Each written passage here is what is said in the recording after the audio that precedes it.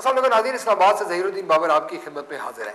नाज़रीन, आपके इल्म में ये बात होगी कि सुप्रीम कोर्ट के हवाले से, अदलिया के हवाले से एक बात बड़े तवातुर के साथ कही जाती है कि अदलिया नाकाम हो गई है। आज़ाद अदलिया के हवाले से जो कुर्बानियाँ दी गई थी वो ताहाल उन कुर्बानियों के जो समरात हैं वो आम आदमी तक नहीं पहुँच रहे। दूसरा जो नुक्ता नज़र है वो ये है, देखें कि कानून की जो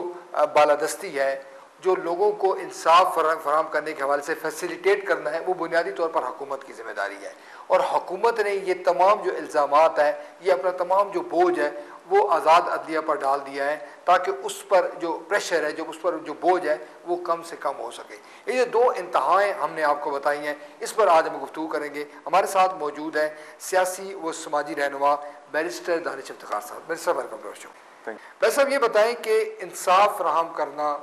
हर आदमी को उसकी दहलीज़ पर इंसाफ फराहम करना, उसके जो हकूक़ हैं वो उसको मुयसर आना, क्या महज ये अदलिया का काम है? क्या पुलिस की ज़िम्मेदारी नहीं है? क्या जो पटवारी, जो तहसीलदार, जो दीगर जो महकमे हैं, उनकी ये ज़िम्मेदारी नहीं है कि वो आवाम को फैसिलिटेट करें और आवाम के मसाइल हल करें? जी, मैं समझता हूँ कि इंसाफ फराहम करना या एक माशरे में अदल व इंसाफ पर मबनी एक माशरा कायम होना, वो किसी एक महज इदारे या दो तीन इदारे की आप बात करें तो उन तक आप लिमिट नहीं कर सकते। मैं समझता हूँ कि इज्तिमाई तौर पर हम सबका ये फ़र्ज़ है, बहैसियत एक कौम, इज्तिमाई तौर पर भी, इनफरादी तौर पर भी, कि हम अपने दरमियान जो हमारे रवाबित हैं, जिस तरह जो हमारे ताल्लुकात हैं, हम कारोबार करने जाते हैं, हम नौकरी करने जाते हैं, हर शोबा ज़िंदगी में मैं समझता हूँ कि हमारी ज़िम्मेदारी बनती है कि हम अदल और इंसाफ पर मबनी अपने जो अमाल हैं उनको दुरुस्त करें। देखिए, आप इंसाफ या अदल जो है ये एक सोसाइटी कायम करती है मिलके, ये कोई इदारा मुसल्लत नहीं करता या कोई हुक्मरान, कोई बैरूनी ताकत आके मुसल्लत नहीं करती। एक सोसाइटी ये तयन करती है कि हाँ, अब हम इस सिविलाइज सतह पर पहुंच चुके हैं और अब हमें एक ऐसे इदारे कायम करने की ज़रूरत है जो कि हमें इन क़वाइद व ज़वाबित के ज़रिए या रूल्स एंड रेगुलेशंस के ज़रिए हमारी जो नीड्स हैं वो पूरी हुएँ, तब जाके जो है एक रूल्स और लीगल सिस्टम जो है वो डेवलप होता है। तो मैं समझता हूँ कि इसको किसी इदारे पर अगर आप कहें कि वो उसका फेलियर है, ये दुरुस्त नहीं होगा, हम सब इसके जिम्मेदार हैं। ये देखते हैं कि देखें, थानेदार जो है MNA MPA अपनी मर्जी का लगवाता है, इसी तरह जो तहसीलदार है वो भी अपनी मर्जी के लगवाए जाते हैं। तो ये जो जिम्मेदारी है इंसाफ फराहम करने की, लोगों को उनके जो हकूक़ हैं, जो उनको सहूलियात जो रियासत में देनी चाहिए, वो तो हुकूमत की जिम्मेदारी है, मगर इसका हम ये देखते हैं कि इसका जो मलबा है वो अदालतों पर डाल दिया जाता है। जी, ये बिल्कुल दुरुस्त है। और जैसा कि मैंने पहले जिक्र किया कि हम सबका इज्तिमाई एक फ़र्ज़ होता है इंसाफ पर मबनी एक निज़ाम कायम करना, तो ये हमारे मुंतखब नुमाइंदे ही होते हैं जो हमारी इन तवक्कुआत को पूरा करने के लिए ये इलेक्शंस में सामने आते हैं, ये अपना अपना मंशूर बयान करते हैं, अदल व इंसाफ की बात करते हैं। और चाहे वो किसी भी शोबा ज़िंदगी की बात हो, चाहे वो गुर्बत का खात्मा हो, चाहे वो जो ज़राए हैं, जो मईशत है उसको एक बैलेंस तौर पर डिस्ट्रीब्यूट करने की बात हो, चाहे वो जागीरदाराना निज़ाम के खात्मे की बात हो, चाहे वो गली गली जो हमारे मसाइल हैं, पानी नहीं मिलता और सीवरेज के लाइन्स का मसला है, महंगाई का मसला है, दीगर बेशुमार मसाइल हैं, ये तमाम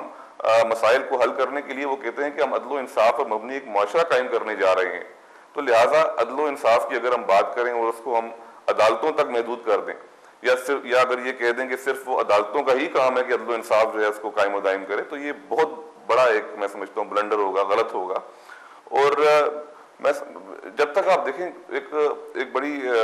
आम सी बात है कि जब आपकी जो हुकूमत है वो अदल व इंसाफ अपनी आवाम के साथ नहीं करेगी, ये हकीकत है कि वो आते हैं जब इलेक्शंस लड़ने के लिए अपना मंशूर बयान करते हैं, जब तक वो उस चीज़ के ऊपर इंसाफ नहीं करेगी, अपने आप से इंसाफ नहीं करेगी, अपनी आवाम के साथ इंसाफ नहीं करेगी, तब तक हमारे जो अदल व इंसाफ पर मबनी मसाइल हैं वो हल नहीं हो सकेंगे। अदालतें तो महज इम्प्लीमेंट करती हैं। सब एक नुकता नज़र ये है कि जो वक्त के जो हुक्मरान है, जो हुकूमत है, उसने जिस तरह से अदलिया के फैसलों का मजाक उड़ाया है, जिस तरह से उनकी तस्हीक की है, किस तरह से आम आदमी उससे मुतासर होकर अब अदलिया के फैसलों पर अमल दरामद करेगा, जबकि हुक्मरान जो है वो ताहाल अदलिया के बड़े अहम फैसले उन पर अमल दरामद करने के लिए तैयार। यकीनन ये एक बड़ी इम्पॉर्टेंट बात है कि अदालतों का जो एक वक़ार होता है और उनके हुक्म होते हैं, जो उनके ऑर्डर्स होते हैं, उनकी एक हर आदमी की नज़र में उसकी एक वैल्यू होती है, एक उसकी हैसियत होती है, रिस्पेक्ट होती है। तो ये रिस्पेक्ट हमने उसको खोता हुआ देखा है जब हमारी जब हमारी अवाम ने देखा कि हमारी हुकूमत के जो आला तरीन ओहदेदारान थे उन्होंने अदालतों के ऐसे अहकामात की तामील नहीं की जो कि वो बआसानी कर सकते थे, कोई ऐसी मजबूरी भी नहीं थी, लेकिन उन्होंने जानबूझ के एक तासुर देने की कोशिश की कि हमारी पावर्स के ऊपर जो इन्फ्लुएंस किया जा रहा है। मैं समझता हूँ ये दुरुस्त नहीं है। इंडिया के अंदर आप देखें कि वहाँ पर जुडिशल एक्टिविज्म आया, वहाँ पे भी बहुत ज़्यादा लोगों ने इसको अप्रिशिएट किया, कुछ लोगों ने क्रिटिसाइज जरूर किया, यही इसी बुनियाद पर कि कहीं ये एग्जेक्टिव के अंदर या हुकूमत साजी या हुकूमत के जो मामलात हैं उसके अंदर कोई मुदाखलत तो नहीं हो रही किसी दूसरे इदारे से। लेकिन बाद में वक्त ने साबित किया कि अदालतों ने जो जुडिशल एक्टिविज्म का किरदार अदा किया था वो उस वक्त दुरुस्त था,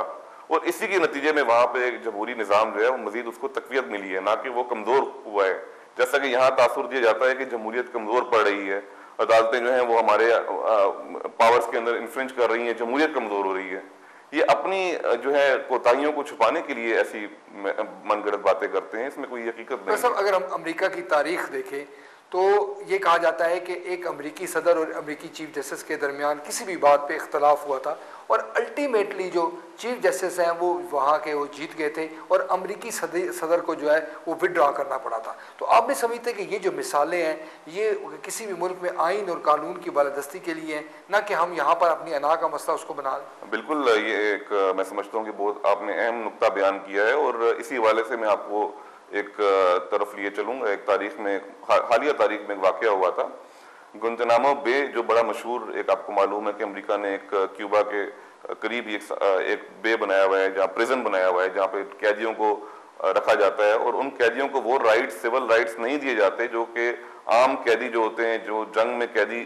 जिनको बनाया जाता है, या फिर और कैदी होते हैं अदालती निज़ाम के जरिए सज़ा जिनको मिली होती है, वो उनको सहूलतें या वो उनको हकूक नहीं मिले थे। तो वहाँ पे एक पटिशन हुई सुप्रीम कोर्ट में, और सुप्रीम कोर्ट ने ये फैसला दिया कि ये बिल्कुल गलत बात है। और जो आपको याद होगा, बुश साहब जो उस वक्त बहुत ज़्यादा जा रहे थे, इन सारे तालिबान को भी चाह रहे थे कि वो उनको जिस तरह की भी सजाएं दी जाएं या जिस तरह के भी टॉर्चर्स के जरिए, आपको याद होगा वाटर बोर्डिंग के जरिए उनके ऊपर तशद्दुद किया गया, उसमें आपका जो सर है उसको डुबोया जाता है पानी के अंदर, और बड़े अजीब किस्म के वहाँ पर तशद्दुद होते थे। तो उन्होंने उस इक़दाम को, CIA के उस इक़दाम को बुश साहब ने कहा कि ये दुरुस्त है, ये हमारे दुश्मन है। लेकिन सुप्रीम कोर्ट ने कहा कि नहीं, चाहे वो कितना ही बदतरीन इंसान क्यों ना हो, चाहे वो आप ये समझते हैं उसने 9/11 में एक बहुत बड़ा किरदार अदा क्यों ना किया हो, आपको अदालती निज़ाम के जरिए उसको गुजारना ही पड़ेगा, और वो तमाम हकूक जो एक आम आदमी को, एक आम मुलजिम को बल्कि जो दस्तयाब होते हैं, आपको वो देने पड़ेंगे, जैसा कि एक वकील का हक है, दीगर हकूक हैं।